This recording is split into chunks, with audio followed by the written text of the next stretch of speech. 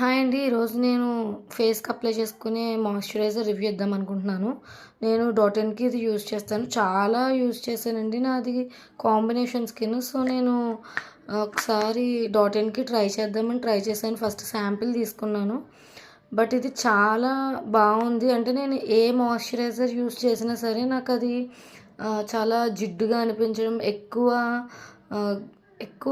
ఆయిలీగా కనిపించేది. ఏంటి చాలా లైట్ వెయిట్ క్రీమ్స్ అన్నారు, అయినా సరే అలానే ఉంటుందని.